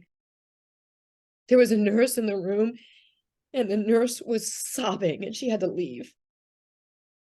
Just hearing the way that she just kept saying, Daddy, Daddy, over and over again was just heartbreaking. But I'm really glad that I did it. So, you know, you can talk to Daddy, you can crawl into bed with Daddy, he can still hear you. So that's exactly what she did. And then my youngest, who was 7, he had just turned 7 2 weeks prior, or 3 weeks prior. Just, you know, I knew that kids at this age don't always have the idea of death as permanence. So that's why you'll have a 3-year-old asking, is Daddy still dead? Because they don't understand that death lasts forever. So my youngest, you know, I said, do you want to talk to him? No, I don't, you know, I don't want to talk to him. And then we used to do this thing with him where he would talk. I would talk to Art through him because he just didn't feel comfortable talking directly to him. So I would hold Art's hand, and I would hold my youngest hand and say, okay, what do you want to say to Daddy? And I said, I don't want to tell Daddy that I'm really sad that he can't come to this thing that I want him to come to school for. Okay. So Art, he's really sad. And then Art would tell me, and then, you know, it just helped him deal with his emotions that way. So I did the same thing with him. I held his hand, I held Art's hand. I said, do you want to tell Daddy anything? And he's like, you know, no, I'm really, really mad. You know, I'm really, really mad, and I don't want him to die. And I said, I would tell Art that. And then, so that's how we did it. So that's how the 3 kids said goodbye. And then I stayed with Art, and we had friends come in and say goodbye to him, but I stayed with him until his last breath. And I'm so grateful that I did that I was able to witness that, because I don't think that I would have believed that he was dead if I hadn't been able to actually see him die. So with the kids, you know, it was really important to me that they get to say goodbye to him. And I knew that they may not understand it, and maybe that was going to cause them a lot of years of therapy. I don't know, but I wanted them to, I didn't want them coming to me 20 years later saying, I'm still pissed you didn't give me a chance to say goodbye. Like, he was alive and you denied me because you thought I couldn't handle it. And that's usually what most parents do. Most parents take their own fear and put it on their children and say, my child can't handle seeing their loved one in that. And that's not true. It's you that can't handle it. Kids can handle a lot if you give them the space to handle it. So as far as advice for parents who are dealing with loss, is I always think, just tell them the truth. You know, they saw me, it was very hard to allow myself to allow them to see me grieving, but I knew that there was going to be a day where I wasn't grieving, and I knew that they would learn from me what resilience looks like. Right? Kids don't, the one wish we always had for our children is not that they're happy, because happiness is fleeting and you can't be in a happy state all the time. But the one thing we both wanted for our kids is they learned how to be resilient, because they're going to get knocked down. They're going to feel like the world is ending. They're going to feel like it's just crap. And we really wanted them to know what resilience means, that you can get back up, and you may not bounce back up right away, but you can get back up. And so allowing myself to grieve in front of my kids was really hard, because but I knew in the end that they'd see that you can get back up. And that was what was the big purpose of the grieving in front of them, and being honest. Today I'm having a really bad day. I really miss Daddy a lot. Mm-hmm. Yeah, this is very hard to talk about. So thank you for sharing this with us, Kim. And I know it's going to help a lot of people, because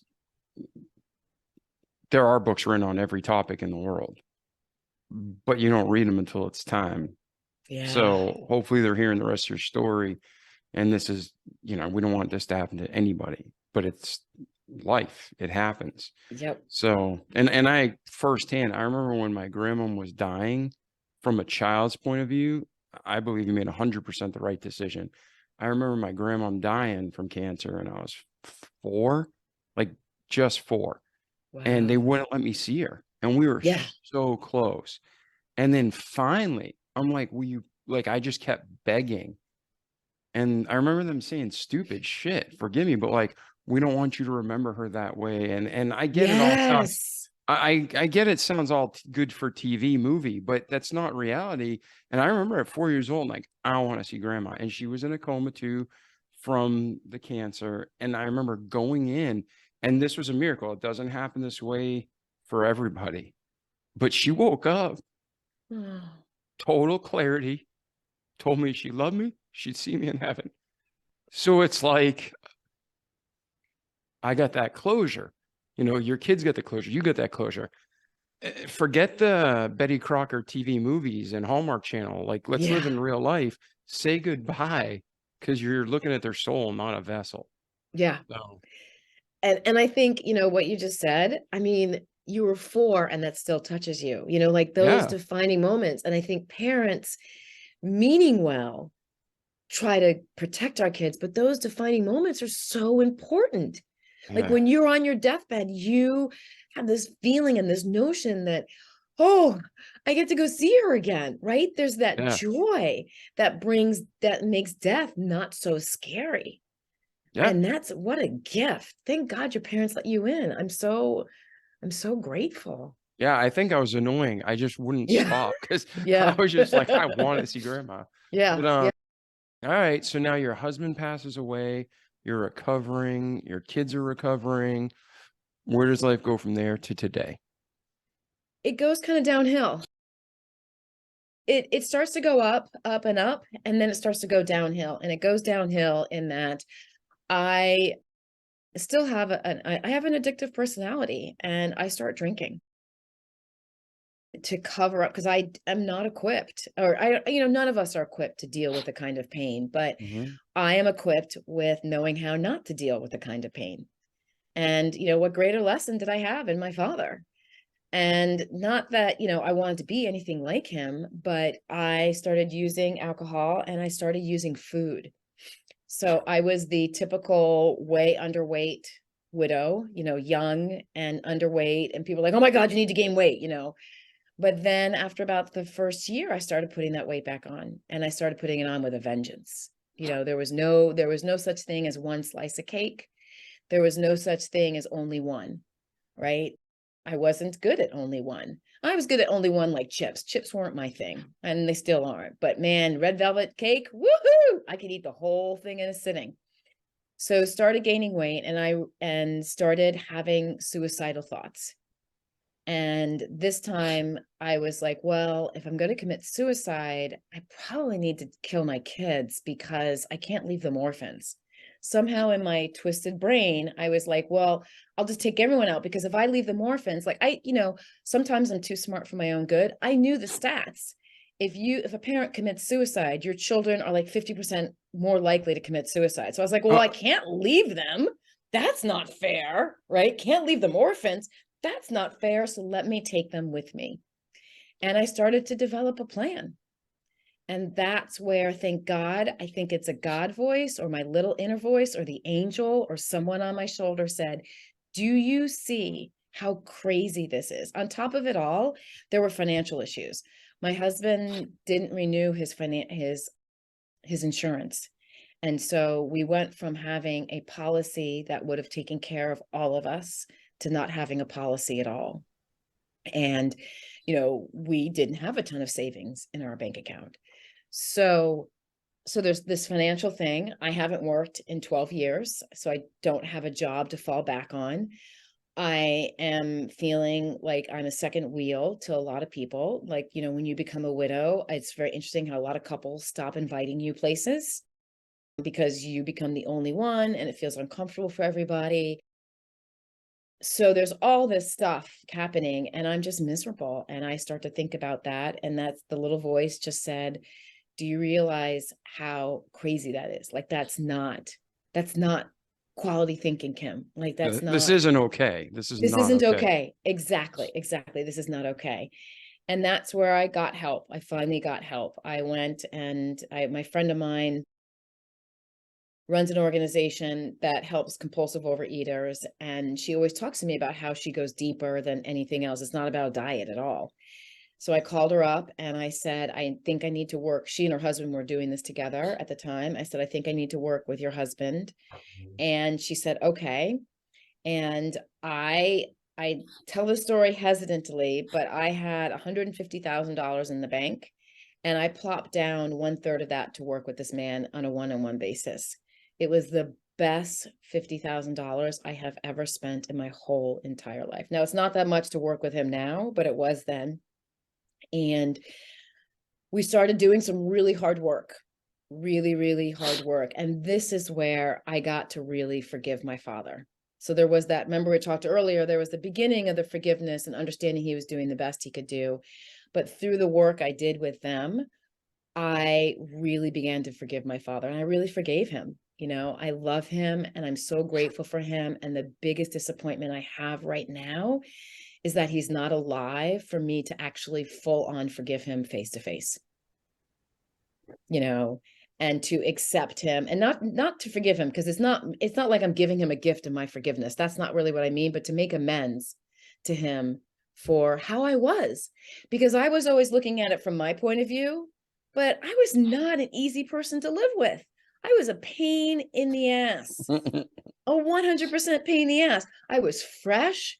I talked back. I was disrespectful. Like, I could never have seen any of that. I was grateful my dad didn't kick me out because honestly, he probably should have. I was such a difficult child. And so when I look at it from that point of through this program, I got to see how difficult I was. So then I got to make amends so then I got to forgive him, right? Which is just this freeing feeling of like, oh, you were doing the best you could. I didn't see that then. Then I get to make amends, which is just like, I'm so sorry. I was such a jerk for all these years. And, I wasn't a great 5-year-old either. I mean, you can forgive the 5-year-old, but I was not an easy 5-year-old either. And I was the hellacious teenage girl. And then I got to forgive myself. And so through doing that, I have a whole new life. So after my husband died, one of the things I realized is all those people who didn't help, who wanted to help and didn't know what to do, what to say, it's because no one told them. There's not a class that we learned, that we take, that we missed, we might skipped in high school or didn't get because we didn't go to college. There's no class out there that shows you how to show up for somebody. So that's where I decided I was going to write the book. So I wrote the book, 100 Acts of Love, A Girlfriend's Guide to Loving Your Friend Through Cancer or Loss. And I wrote it for all those people who wanted to show up, who didn't know how. And I wanted to show them too, like before my husband got sick, I used to think helping meant making meals every single day for the next month. Like I thought you had to like jump in and commit, right? And I was like, I just don't have the time. But what I discovered when Art was sick was it's not about the time. You don't have to do these gigantic things. It's about, I'm here because of all those little simple things that people did and said. And that's what the beauty is that I wanted people to know that just offering to fill the car with gas is a huge help, and offering more than once. You know, I heard a friend of mine had cancer and he bought my book and he then gave it to his friend who has a friend, young, brain tumor. Wife has a 2-year-old. And he went over there and he said to her, I'm going to be your gas filler. Like anytime you need the car filled with gas, you call me. And he reported back to this other friend of mine and said he felt so good because she said to him, oh my God, so many people have offered just, if you need anything, let me know. And it's so not helpful.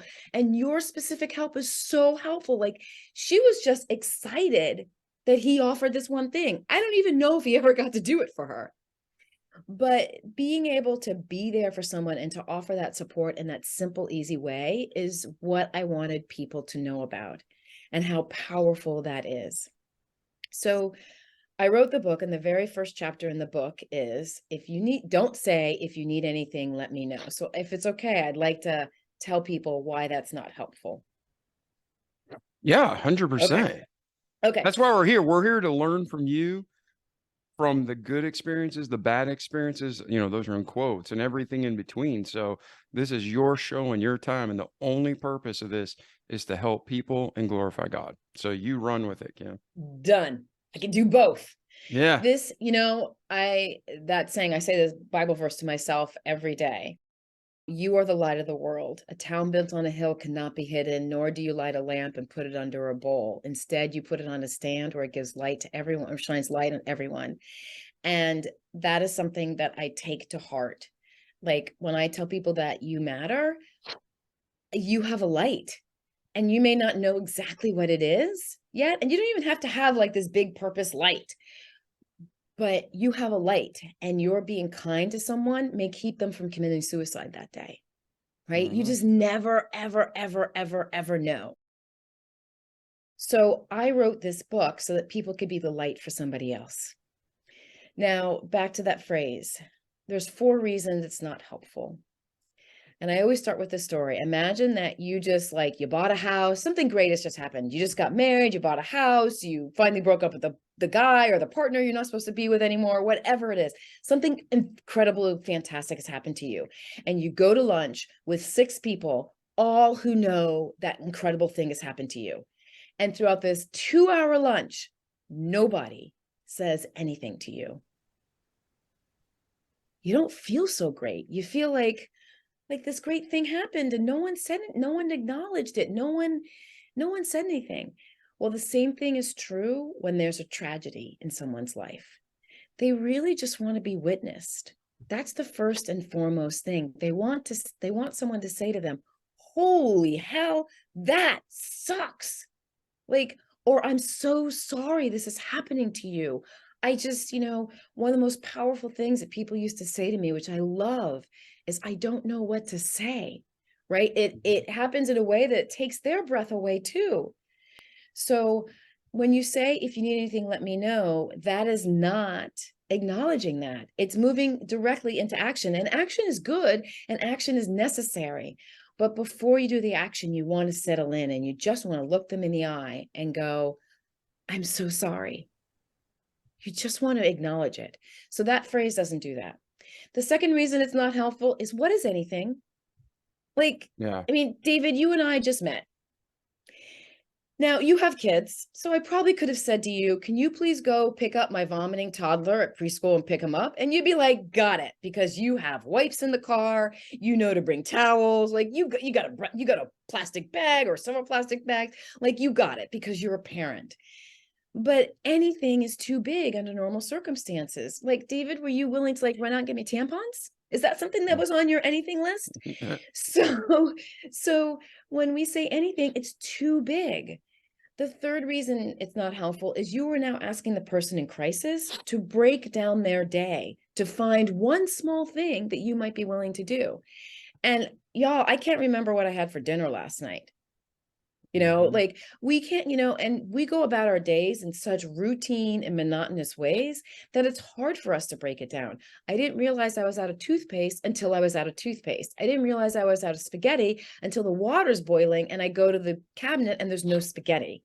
So, you're asking someone to break apart their day, which is impossible for us on a normal. And then the last reason it's not helpful is, I don't know about you, but I'm not particularly good at asking for help. I've gotten really good at it because I understand the importance of it, but I'm not really good at admitting my vulnerability and asking somebody for help. So now you've got this person who's in this situation who and this comes from being Americans. Like we believe pull yourself up by the bootstraps. We believe that people are self-made. We like to believe that you get to take care of yourself in the best way you possibly can, that if you're in a bad situation, it's your fault and you need to get out of it. We believe in that power. That's what we're made of in this country. We don't believe in vulnerability. We're not really good at that. And so how do you're asking someone who is in an extremely vulnerable situation to come up with something that you may or may not want to do, to get to feel extremely uncomfortable and ask you to do it, to risk you going, oh, hey, yeah, not that great with kids. So probably picking up your preschooler is not a great idea. But if you mean, I can drop off a bottle of wine. So that's where the difficulty is. That's why that phrase is not a great phrase. What I tell people is acknowledge what they're going through and then offer something specific and offer more than once. So something specific. Hey, how much gas do you have in your car right now? Are you at a half a tank? Tell you what, let me swing by tomorrow. I'll pick up the car. I'll go fill it up for you. Hey, when's the last time the kids got out of the house? You know what? I'd like to take them to the movies. Can I take them to dinner and the movies? So, as a matter of fact, let me pick them up from school. I'll feed them. I'll take them to a movie. I'll bring them back to you after the movie, like 9:30, 10. Is that okay? Yep. Hey, that agenda that you always do at work. I know you're under a lot of pressure right now. How about you just tell me what to put on the agenda and I'll do it and I'll do all the research behind it. Does that work for you? Right? So offering those specific things, ways you're going to help. We all have helping superpowers. Mine, I don't like I don't like cooking. I don't like cooking in general. So please don't ask me to bring, like, even just thinking about bringing a meal, like picking up chicken and other foods from like Costco, like my heart's palpitating right now. Like it just makes me so uncomfortable. But I am the world's best grocery shopper. And if you tell me exactly what item you need, I will find out when it's being delivered. And I will be at that grocery store when that truck pulls in, bugging that guy to go get me that one thing that you need. Like, I love doing that kind of thing. Yep. I'm good with kids. I can take your kids for a couple hours. Don't ask me for a whole day. Not doing a whole day, but I can take them for 4 hours. I can entertain children for 4 hours. I can entertain teenagers. That's what I'm good at. Please don't ask me to come clean your kitchen. Not really my favorite thing to do. So we all have our helping superpowers, and this is an opportunity for you to find yours. What is yours? What do you like doing on a normal basis? Maybe you like working on cars. So you'll take their car to make sure it's maintained. Maybe you'll get it. Maybe you like order. So maybe you're the person who can help make sure all their bills are paid, or that their car is registered on time, and that the homeowner's insurance is paid, right? So we all have these ability to step into people's lives and to be really helpful. And doesn't matter what it is. My book is dedicated to a gentleman named Kinney. And Kinney works at the farmer's market in Venice Farmer's Market on Fridays. And when I told him my husband was sick, Kinney said, if you need anything big moved, let me know. And y'all, I thought that was the weirdest offer. Like, I don't need anything heavy. Like, big what? Like a couch? Like, Well, my husband dies. We've got a grand piano. And I am in this space where I'm like, I need to organize the house. Like, I just need to redecorate. And that's a natural response to take back control in your life psychologically. It absolutely is. It absolutely is. Yes, 100%. And it's a response. People often want to tell someone when they should do it. Like, you should get rid of his clothes now, you should do this. No, when it's time to get rid of the clothes, the person will know exactly when it's time to get rid of the clothes. And that's when it's time to get rid of the clothes. So I was in this space where I needed to excise my husband from the living room for whatever reason. And I was like, I need to reorganize it. And who do you think I thought of? Kinney, who had made that offer 5 years earlier. So the more specific you are, Kinney, that was Kinney's sweet spot. He knew he could get 5 or 6 guys to come over and move that piano for me and move it where I wanted, and then move it around again. And then, so Yeah. he knew he could do it. It was his specialty. And that was a perfect offer that he could make. So there's no weird offer. When you offer specifically, you're doing the person a favor. The one thing you're doing is you're letting them know that you are willing to help. Right. And 2, you're giving them permission to ask you for that one thing. So they don't have to worry about you rejecting them. And the third thing is what oftentimes, especially if you offer more than once, they may ask you to do something else that they're afraid to ask somebody else to do. But because you've offered, they now trust you to do it. So you're giving them, it's such a huge gift when you're specific with what you can do. So that's why that phrase, if you need anything, let me know, is the least helpful. It's hard not to say it. I had to catch myself all the time 13 years later, but it is one of those phrases. The only time I could think of it's a good time to ask is when it's the bestest friend in the whole wide world. Well, she'll be like, hey, I'm getting sick. Can you come over and hold my hair? Hey, I just did something in my pants. I need brand new pants. You know where to find them, your best friend type of thing. But anyone else, it's a really not helpful phrase. Yeah, that's a great point. I couldn't agree more. I mean, it's too vague. And then sometimes you get asked to do things like I'm allergic to outdoor grass. Really bad. Well, if somebody needs their lawn mowed, now what do I do? Right, exactly. Because even if you hire somebody to mow their yard, you look like an ass. So it's like you're mowing the yard. So I never thought about it to the depth, but you've just solved a lot of problems in my life. So thank you. Yeah, because I want to help everybody. But the fact is, like, I bought a condo on the beach because I'm tired of, if I mow the yard, I can't breathe for 2 or 3 days.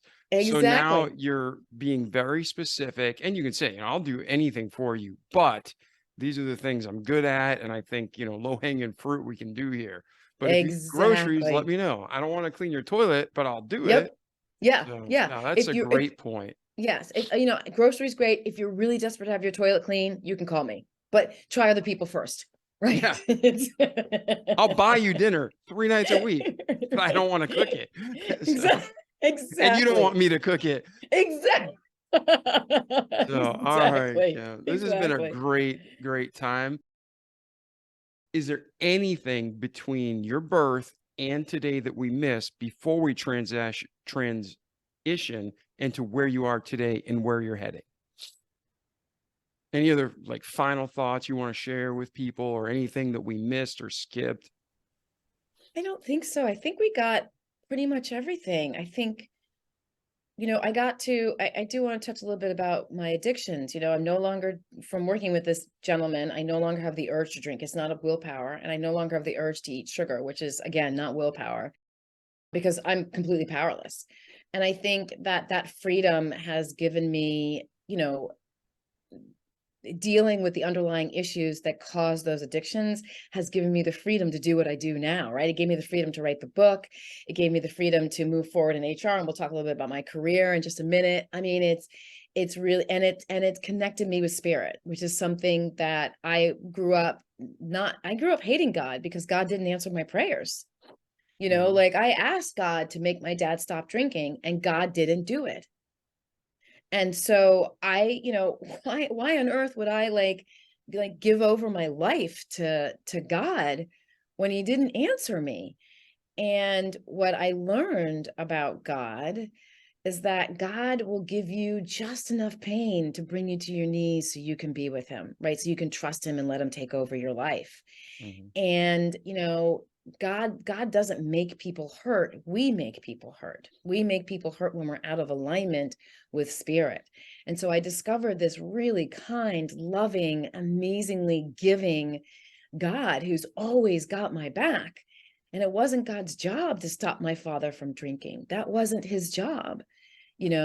God's job was to give my father, God's job was to get my dad to his knees and to hopefully get him to a point where he could understand that he was powerless. And he never got there, but that's okay. God still loved my dad, and he still loved me, and he enabled me to really admire and that position. And I mean, he might allow me to admire my father. And so I think that that's one of the biggest lessons that I took away, that I want people to know about, how powerful it is to have this relationship with spirit in a way that has just blown my life, wide open, just wide open. Yes, again, and to clarify that to the next level, God loves us and he doesn't do anything to harm us or malicious. If you close your eyes and you're listening to Kim and you have this vengeful, angry God image in your head, that's not the right image. And I can almost bet big money that that's because that's what your real father was like. And what happens Yes. is a lot of times our relationship with our earthly father reflects, because we don't understand God's love and who he really is. So if our father was distant and he has the ability to come see you, but your whole childhood, he didn't care, you just naturally assume that's with God. Yeah, well, God, yeah, he loves me. Maybe, Right. yeah, he could help me, but he's choosing not to. I'm unlovable. And same thing. So if you have a good relationship with your earthly dad, it's easier to have a good relationship with your father. So when you're talking about all this and realizing that God loves you and he never causes hardship, but he only allows things to bring you to your knees, as Kim said, that's not in a vindictive, negative way. That's when you're going to experience the most fulfillment and joy and peace, and it's going to be amazing. So if you have an image in your head and you're not understanding, reach out to Kim, reach out to me, reach Amen. out Yep. to someone who's preaching what's in the Bible, not making crack up out of their opinion. 2 + 2 is 4. Truth is truth. Don't I don't need anybody's opinion. I don't need gray. I want black and white. So go. And I think the other thing too is, like I said, I was praying for God I was outlining what I wanted God to do, and you can't tell God Yeah, what you're to like do. rubbing the genie in the You're bottle. like, exactly, like, okay, God, so I want you to get him sober. And then once he's sober, these things will happen in my life and I'll have a really good life. And I think that comes true. Like I outline sometimes with jobs, right? And I'm thinking, okay, God, this is the kind of job I want. And like, first of all, God already knows that.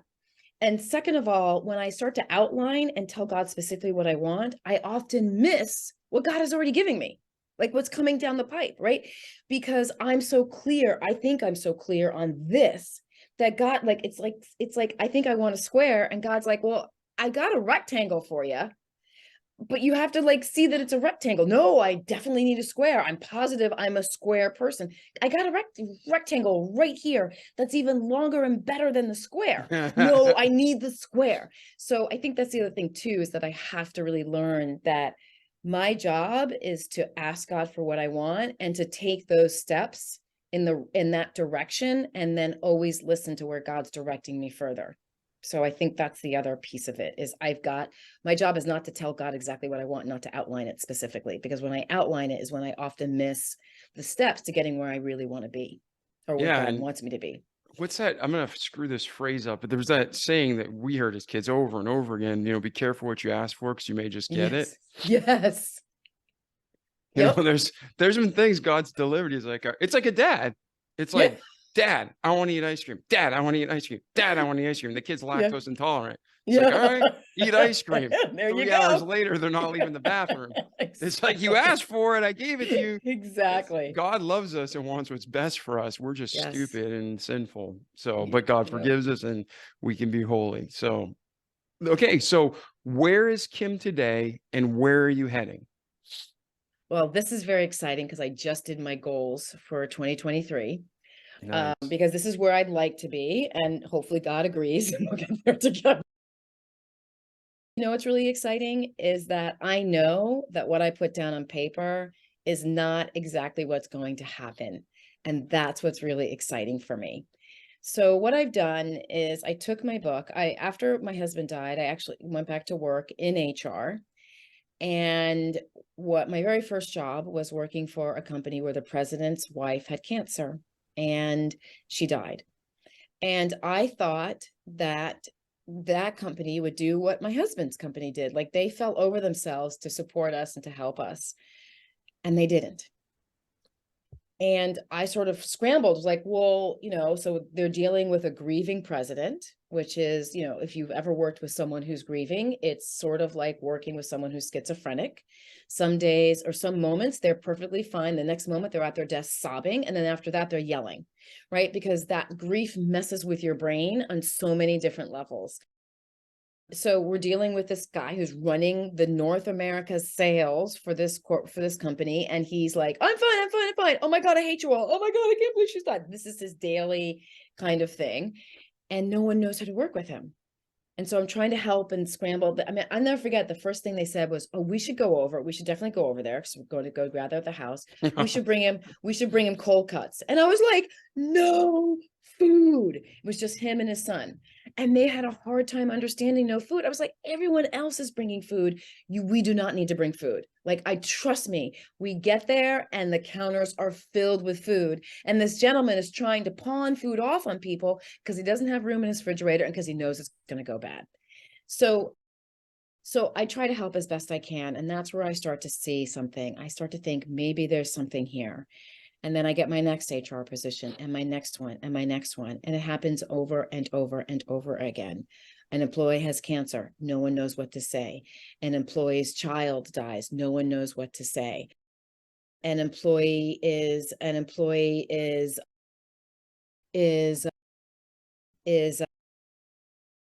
whatever. Just you can get the picture. So I start to think, well, managers are always in these tough positions because the employee comes to them and say they have cancer, and managers' first thought is not like, oh, one of love. It's usually like, crap, what am I going to do? This project is due, and now this person isn't going to be able to work, right? And then they feel guilty for having that thought, and then they kind of think, okay, well, maybe we can, they kind of backpedal. So I realized that there's a place for compassion at work as well as productivity. There's an opportunity for a manager to work with an employee who's dealing with cancer, loss, or depression, and the team, because the whole team's affected by it, and be compassionate and caring and understanding, and still be productive.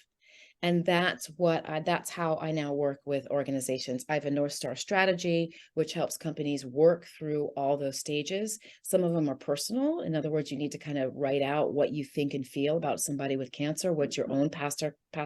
Will you excuse? I'm so sorry. we're going to have to cut off for just 1 second.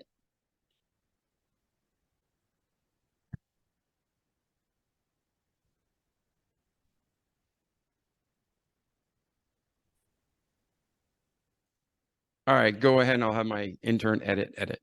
Perfect. So now I work with managers, helping them to work with their teams when they're dealing with cancer, loss, or depression. It's something that a lot of managers, it's a tool that managers don't have, And really what started me on this when I realized that statistically speaking, 46% of those who get cancer are between the ages of 25 and 64, which are prime working years. And yet our managers and the HR teams are so ill-equipped to manage an employee who's dealing with cancer. On top of it, a lot of more employees who have cancer are working. And so there's assumption that, oh, if you have cancer, you're going to leave the workplace and then come back. Well, that's actually proving less and less true. People can't afford it. People can't afford it. You have grief in the workplace just because, we've learned from my own personal experience, just because you're young doesn't mean you can't lose a spouse or partner. So, children die, adults die, parents die, and knowing how to manage that at work is so very important for the managers because they're the front line. They're the ones who are building these teams and getting the work done. And so that's what I do right now is I support managers and HR teams understanding specifically, offering them specific tools on how to navigate that. And what's the best way for an organization to reach you, Kim? So if someone's listening, they're connecting, whether it's personal coaching or corporate training, what's the best way to reach you? There's two great ways. One, I'm on LinkedIn, so please go ahead and DM me on LinkedIn. And the other thing is they can reach out to me at info@100actsoflove.com. And that's the number 100. So info@100actsoflove.com. Beautiful, beautiful. Well, I have truly enjoyed this episode. I've personally learned a ton. I know our listeners around the world are going to be able to glean and apply this to their life. Like our slogan says, we don't just want people to listen to great content, but we want them to do what they're hearing you say, repeat the good stuff each day consistently so they can have a great life in this world and eternity to come. So at this time, Kim, before we wrap it up, anything else we missed, any final thoughts you want to share, or are we just going to say adieu for this moment? I just have two things. One, I know I spoke briefly about what not to say, and there are four other things that I give away for free on my website. 4 phrases never to say to anyone dealing with cancer, loss, or depression, and what to say instead, because that's equally as important. And anyone who wants to download that for free can find it at 100actsoflove.com/what not to say. So all one word, no uppercase, just all one word together. And then I go back to what we talked about in the beginning, and that is, I really want you to know, listener, how important you are. How you show up every day really, really, really matters. There's no such thing as not being, I think the thing that remembers that you're irreplaceable. You're absolutely irreplaceable. So I just really want people to know that and understand that I'm here because of all those people who believed that I was irreplaceable and kept showing up during my darkest hours and my children's darkest hours. Well, I appreciate you being so transparent and real. Oh, I thank am you. thankful that you're here, and I hope we continue the friendship. Tell my son to come by and make sure to take care of you. If you need anything, he'll be specific what he can do. And other than that, ladies and gentlemen, we love you. Check out the show notes for the links. Please share this with your family and friends and people you know that need it, not just so we can have a bigger podcast with listenership, but so we can help more people. This whole show is about helping people, loving people, and glorifying God. So don't be afraid to share this with somebody. And we know it's a long format podcast, but I'm sure you've just heard, we're here with Kim. She's got not only a great story, an entertaining story, but there's so much good truth that we can apply to our lives from it. So Kim, thank you again. We appreciate you very much. David, thank you. And I really appreciate you. I really do. Anytime. Ladies and gentlemen, we love you. Have a great day, and we'll see you in the next episode. Ciao. The Remarkable People Podcast. Check it out.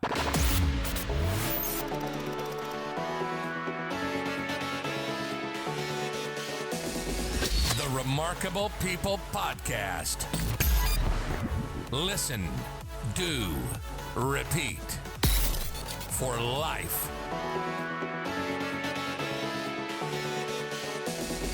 The Remarkable People Podcast.